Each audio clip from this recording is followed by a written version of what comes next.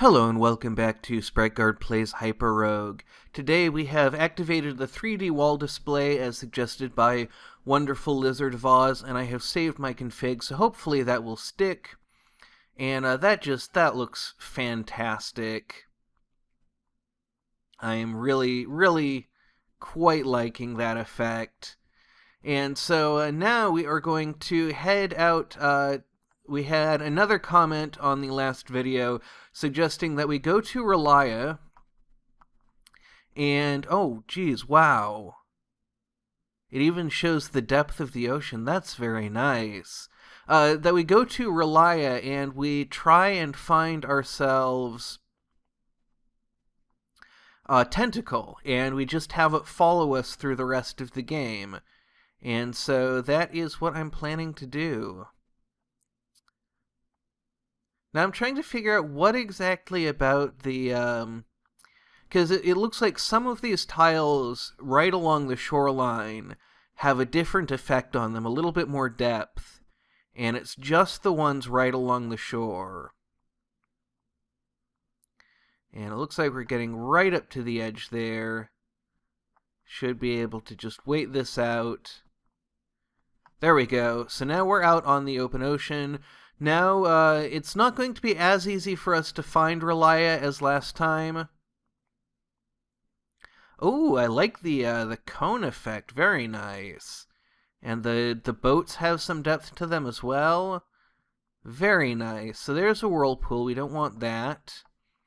So we're looking for a land border. And I found out that the Rattling Avengers, I just read an article about kind of ideas, the origin of ideas in HyperRogue, and one of the things it talked about was Rattling Avengers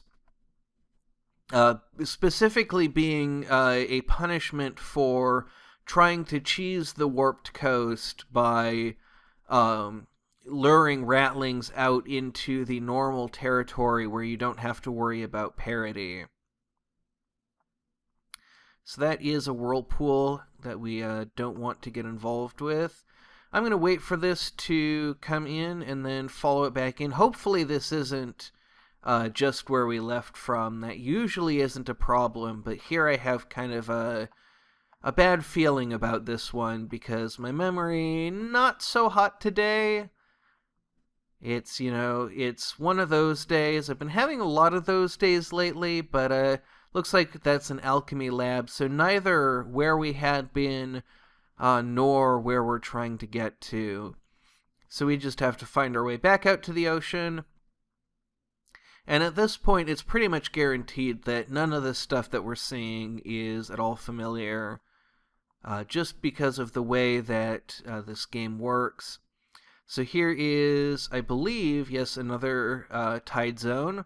So once again, we'll just wait for it, follow it in. There we go.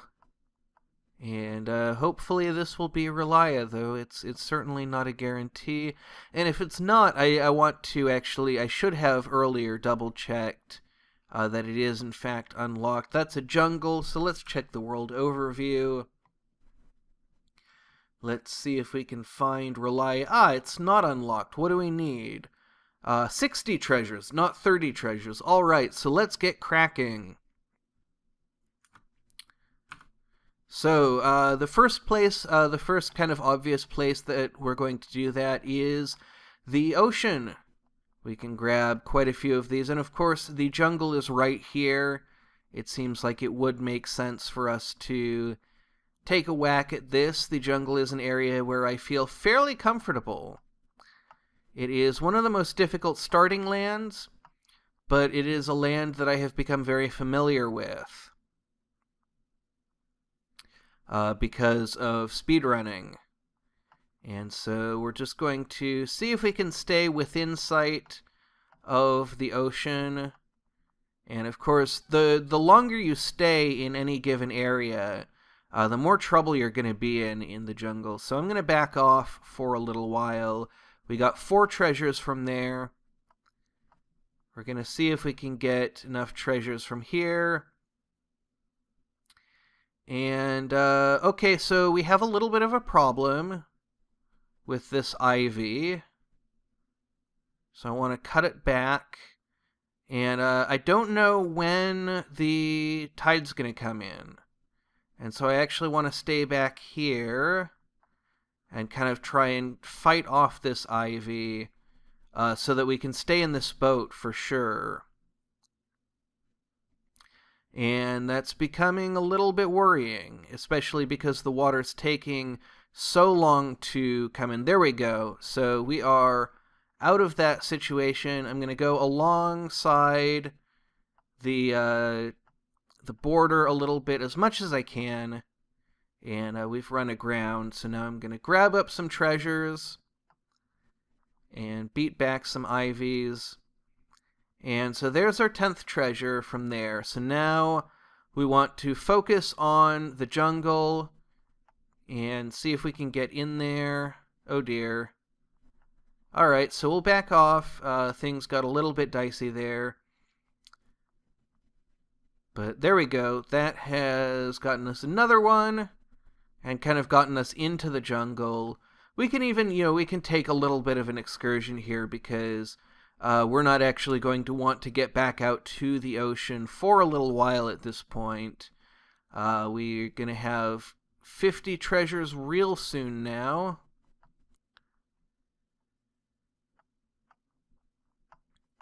There we go. So there's 50 treasures, so we need 10 more. We're going to grab one more of these rubies. And then we're going to be on the lookout for another land. Aha! Now this is very clever. The mirrors are now showing as walls. That's really helpful. And so, the mirrored land, once again, a land where I'm very comfortable. And there's a very crunchy sound for those. I wonder if, I'm kind of curious if the clouds have the same sound. I keep my headphones off when I am doing these runs because the music distracts me. But I want to hear. Alright, so it's the same sound. I heard when my headphones were on the floor, I heard the crunch sound coming from them, and I was kind of wondering, well, is it going to be different for the clouds? But it looks like not. And let's see, we have an icy land here. Very smooth movement on that eagle. I like the way its movement was handled. That it looks a little bit more fluid than if it was just like doing one move and then another. It really it feels like it's this fast flying creature. So that's a jungle. We don't want that. We don't want to grab... Oh no, I've made a horrible mistake. Okay, we can go past... Oh no. Well, that's game over right there.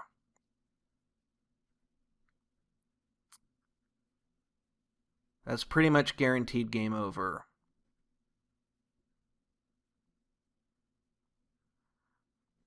Now, what we need to try and do is scrape them off on these walls.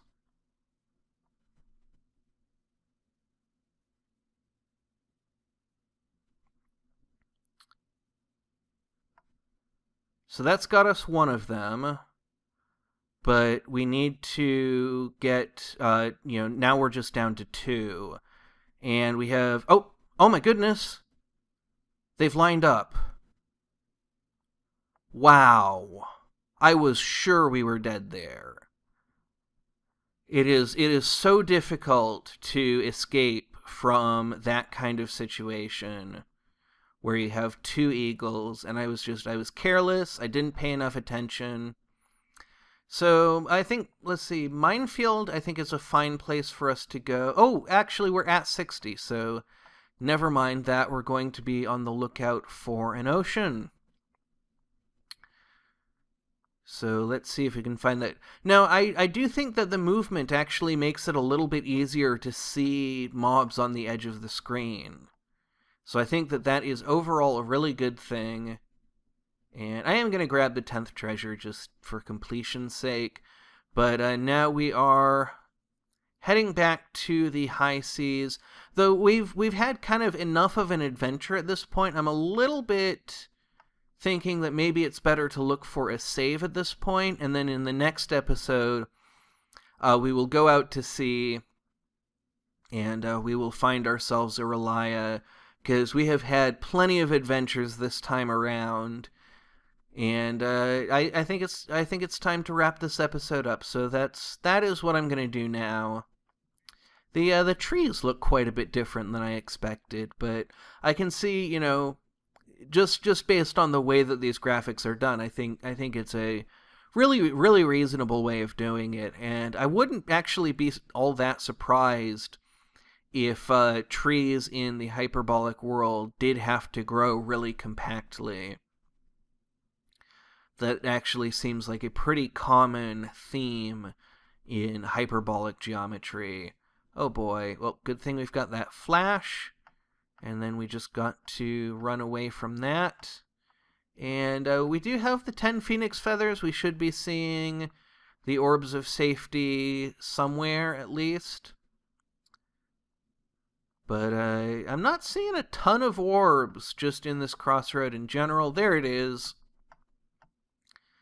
Alright, so things are good. Things are real good. And I am looking forward to our adventure on the high seas. Thank you very much for the suggestion for that.